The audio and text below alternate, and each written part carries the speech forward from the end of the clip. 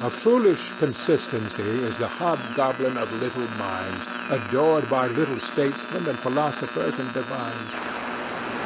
If a man does not keep pace with his companions, perhaps it is because he hears a different drummer.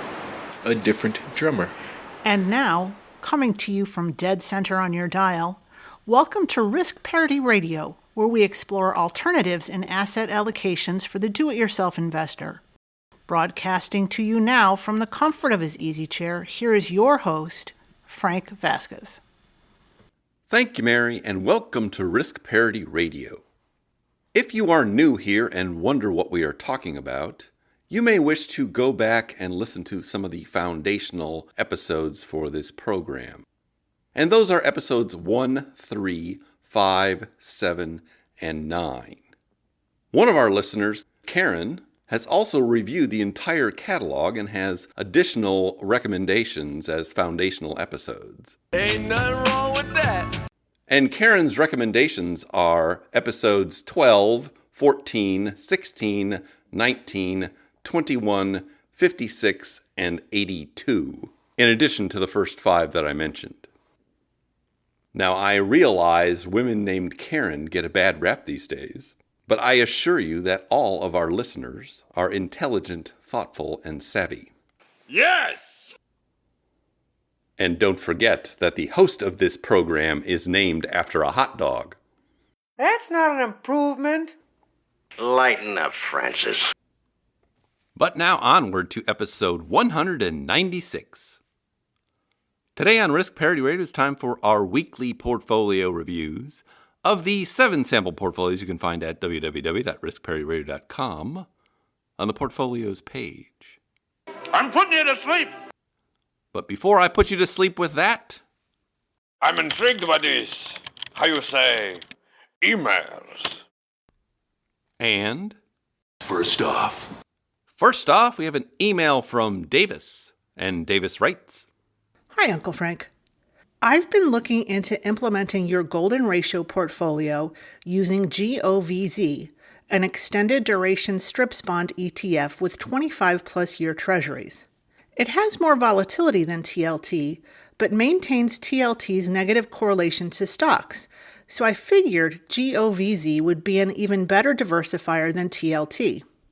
However, the fund hasn't been around for very long, and it is difficult to backtest.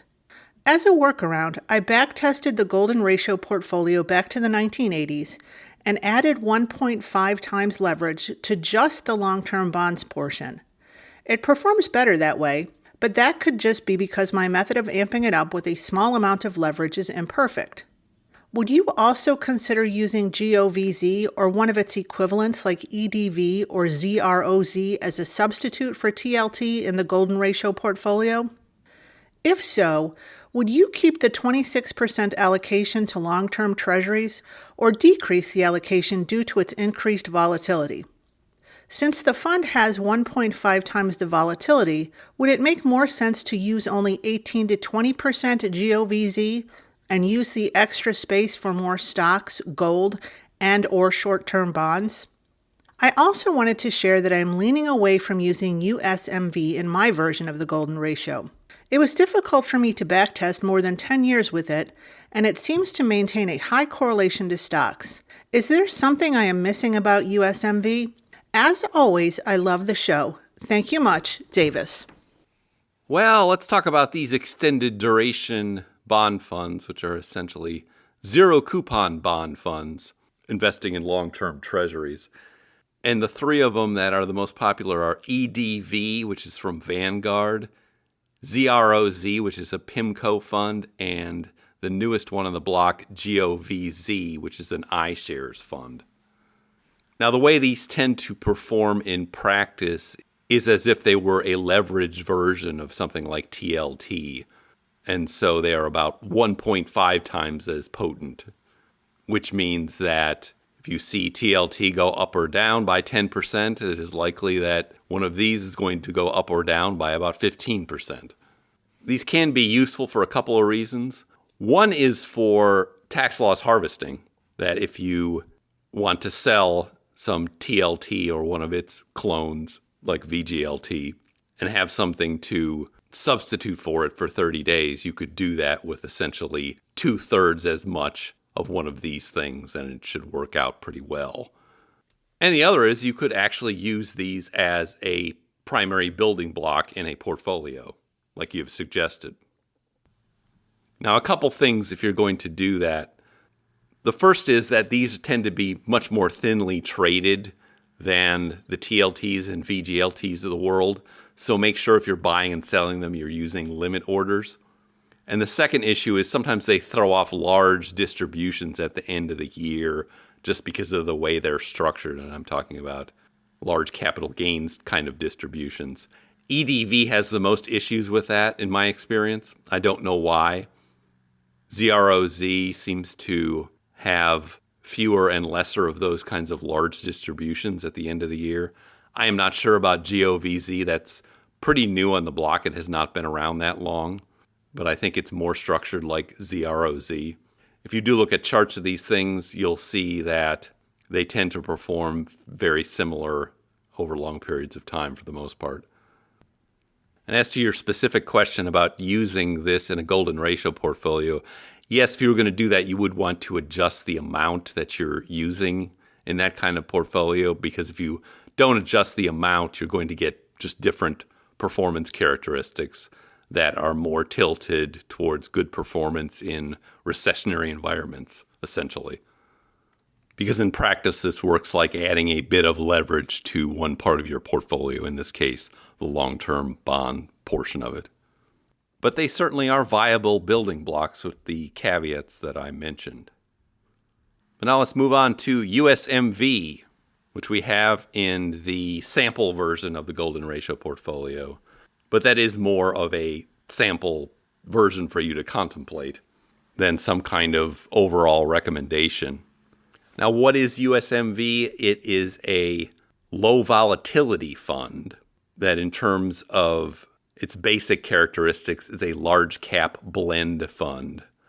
So it is designed over long periods of time to perform like the S&P 500 with lower volatility, but over shorter periods of time will underperform when growth stocks are doing particularly well. And so it holds things like Cisco and Johnson & Johnson and Vertex Pharmaceuticals and Pepsi, those sorts of things. I do not view it as a must-have in any portfolio. It's simply there as a volatility dampening mechanism. An interesting thing to compare it to is the Vanguard Total International Stock Index, VXUS, because I know lots of people hold that. Both USMV and VXUS occupy the same space in terms of being large cap blend funds. If you go over to Morningstar and look them both up, you'll see that their dots are in the same place on that little grid they provide on the portfolios tab of that. But if you take any portfolio that has VXUS in it and substitute USMV in it, I think you're going to be much happier with the USMV result. It's a bold strategy, Cotton. Let's see if it pays off for them. But I will leave that for you as a little homework assignment. Bow to your sensei. Bow to your sensei! I'm glad you're enjoying the show, and thank you for that email. Second off, we have an email from Justice. And Justice writes, On episode 71, you mentioned the therapeutic aspect of having a podcast and sharing knowledge as a retiree. It made me think about the recent Arthur Brooks book, which I thought was excellent. It's exactly about that transition from one age to the next. Would definitely recommend that you check it out at the library and give it a whirl. Cheers, Justice. Let us realize that the arc of the moral universe is long, but it bends toward justice. All right, just to orient everyone to what we were talking about in episode 71, what we were talking about was transitioning out of a primary career to other things and finding other purposes in life for that. And I think I mentioned a couple of books there. One is called Falling Upward by Richard Rohr. Another one is called The Second Mountain by David Brooks. And both of those deal with these kinds of transitions. Now, you've identified a new one on the block, by a different Brooks, Arthur Brooks, and it's called From Strength to Strength. And Mary and I have read that book. Mary, Mary, I need your hugging. And I thought it was a good representation of the same kinds of ideas or thought processes that one might go through as one transitions in life. I think another book that alludes to this sort of thing, but is not specifically about it, is, in fact, Your Money or Your Life by Vicki Robin. And I'm sure many of you are familiar with that. Mary and I enjoyed reading Strength to Strength, although we did not feel like it broke any new ground as far as this topic is concerned. It just seemed like another person's perspective on these kind of transitions. In terms of how to approach this, the way I like to think about it is you want to look for activities that involve the three attributes of autonomy, mastery, and purpose. And of the three of those, purpose is the most subjective, because an activity that seems like it would have a lot of purpose to you might not have a lot of purpose to somebody else, or their purposes might be different. And so, for example, the purpose of this podcast, to me, is mostly an outlet for creative expression. Not the beast! Ah! But also to lay down things that I think are important for my children to know, my adult children. No more flying solo. You need somebody watching your back at all times. And then to have some fun while doing that. What do you mean funny? Funny how? How am I funny? But that's probably why this podcast has an amateurish quality to it. Yes! Because I'm not trying to build a business out of it or cater to a particular audience or attract particular sponsors. Forget about it. It's mostly just me goofing off and experimenting with things. I am a scientist, not a philosopher.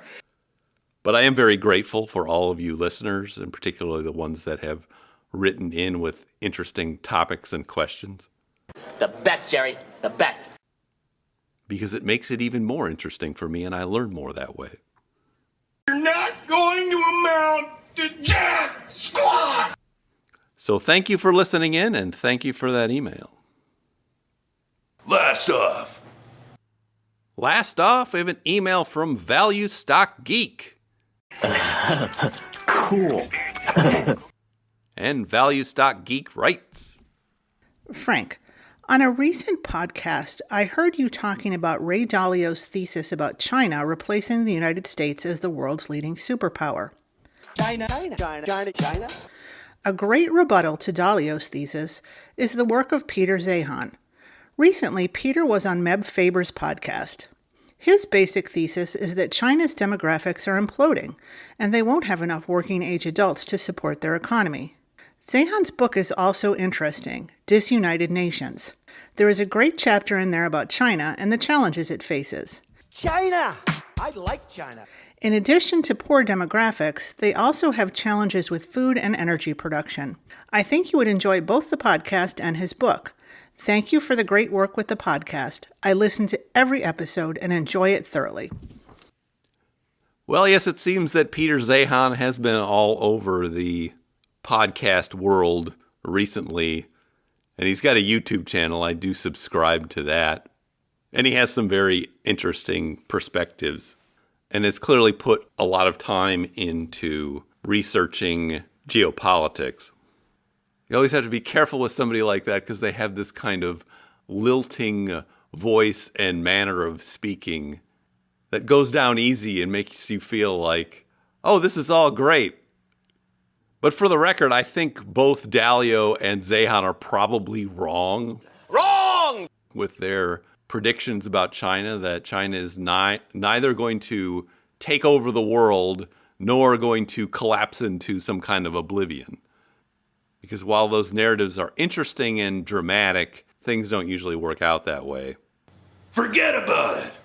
And I recall very vividly back in the 1980s, there was a whole series of books by people like this who were saying that Japan was going to overtake the United States and essentially become the dominant power in the world. I recall a famous book from the time called Japan Inc. But things didn't work out that way. And part of that story was the demography story, that the population was aging quicker than the rest of the world, and that does result in a slowdown in a country's economic life. But on the other hand, Japan did not disappear, and most people would say Japan is a pretty decent place to live. So I can easily see a future for China that resembles what Japan went through over the past 30 years. Which would make both Dalio and Zehan wrong. Wrong! Wrong! But I am not in the business of making such predictions. Not going to do it. Wouldn't be prudent at this juncture. I have been aware of this issue for some time, this issue being declining populations and older demographics in the world. There's a nice book that I think is from like 2005 or 2006. It's called Shock of Gray. I think the author is named Ted Fishman. And he talks about the various transitions, and he goes kind of country by country, does a few different cities, in fact, in the United States, and just talks basically, well, this is how they're dealing with this demographic transition in this country. And so you get to read about Japan, China, United States, Spain, and others. I think the most interesting social trends in China these days are the trends of the younger people. And if you go look up the trend of what is called lying flat and the other one called let it rot, these are very familiar to anybody in Gen X. It doesn't really matter. I don't like my job, and I don't think I'm going to go anymore. Because they're basically the Office Space mantra of getting out of the system. But I really don't like it, and I'm not going to go. So you're going to quit? Nuh-uh, not really. I'm just going to stop going. And not playing the game of trying to climb corporate ladders or work the hardest or make the most money. What would you do if you had $1 million? Nothing. Nothing, huh? I would relax. I would sit on my ass all day. I would do nothing. Well, you don't need $1 million to do nothing, man. And I will link to a video about that in the show notes so you could check it out. It's always interesting to me to see the same kinds of trends in countries just happening at different times. Because I believe that this most recent social trend in China actually comes from Japan. You are correct, sir, yes. Anyway, that's probably enough of this frolic and detour for a podcast about portfolio construction. You are talking about the nonsensical ravings of a lunatic mind. But thank you for that email. And now for something completely different. And the something completely different is our weekly portfolio reviews of the 7 sample portfolios you can find at www.riskpartyradio.com on the portfolios page. And all I can say here is not much happened. Just looking at the markets, the S&P 500 was up 0.36% for the week. The NASDAQ was up 2.15% for the week. Gold was up 0.54% for the week. Long-term treasury bonds represented by the fund TLT were down 0.82% for the week. REITs represented by the fund REET were one of the big losers last week. They were down 2.17% for the week, after being up over 6% the prior week. Commodities resumed their downturn trend. The representative fund PDBC was down 4.82%. I think a lot of that has to do with the falling price of oil, which is down below $90 now. It's funny how 3 months ago, the punditry in the oil world was screaming about $200 a barrel oil. Wrong! But as usual, the markets tend to make fools out of most of the pundits. You can actually feel the energy from your ball by just putting your hands in and out. Now you can also use the ball to connect to the spirit world. Getting back on script here, PFF, the preferred shares fund, was up 0.6% for the week. Moving to the portfolios, the first one is the All Seasons portfolio. This is our overly conservative reference portfolio. It is 30% in stocks in VTI, the Vanguard Total Market Index Fund, 55% in treasury bonds that are long and medium, and then 15% is divided into gold, GLDM, and that commodities fund, PDBC. It was down 0.54% for the week. It's down 14.54% year to date, and is down 0.35% since inception in July 2020. And that was actually one of the big movers this week for these portfolios. Moving to our bread and butter portfolios, the next three. First one is the Golden Butterfly. This one's 40% in stocks divided into a total stock market fund and a small cap value fund. It has 40% in treasury bonds divided into long and short, and 20% in gold, GLDM. It was down 0.11% for the week, so hardly moved at all. It is down 12.12% year to date. It is up 12.55% since inception in July 2020. Next one is the Golden Ratio portfolio that we talked about a little bit earlier. This version of it has 42% in stocks divided into three funds: a large cap growth fund, a small cap value fund, and that low volatility fund, USMV. Then it's got 26% in treasury bonds, TLT, 16% in gold, GLDM, 10% in a REIT fund, REET. It was down 0.06% for the week and is down 15.23% year to date. It is up 10.86% since inception in July 2020. And then we get to the Risk Parity Ultimate, which is our most diverse portfolio that has 15 funds that I will not go through right now. It was down 0.01% for the week. It is down 15.81% year to date and is up 6.37% since inception in July 2020. Now moving to our experimental portfolios that involve leveraged funds. And the first one is the Accelerated Permanent Portfolio. This one is 27.5% in a leveraged bond fund, TMF, 25% in leveraged stock fund, UPRO, and it's got 25% in the preferred shares fund, PFF, and 22.5% in the gold fund, GLDM. It was down 0.06% for the week. It is down 27.83% year to date. It is down 2.36% since inception in July 2020. Moving to our next experimental portfolio, the Aggressive 50/50. This is the most volatile and least diversified of these portfolios. It has 33% in a leveraged stock fund, UPRO, 33% in a leveraged bond fund, TMF, and the remaining third is divided into a preferred shares fund, PFF, and an intermediate treasury bond fund, VGIT. It was down 0.58% for the week. It's down 38.15% year to date. It is down 5.08% since inception in July 2020. And finally, our big winner for the week, the Levered Golden Ratio portfolio. This one is 35% in a composite leverage fund called NTSX, which is the S&P 500 in treasury bonds. It is 25% in a gold fund, GLDM, 15% in a REIT, O, and then 10% each in a leveraged stock fund, small cap fund, TNA, and a leveraged treasury bond fund, TMF. And the remaining 5% is divided into a volatility fund and a Bitcoin fund. It was up 0.18% for the week. It is down 16.26% year to date and is down 11.65% since inception in July 2021 as the youngest portfolio. So there's not a whole lot to say about those this week.